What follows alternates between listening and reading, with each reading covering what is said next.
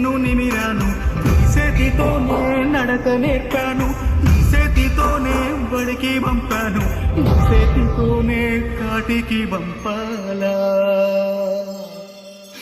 ఈ చేతితోనే మంటల గలపాలా.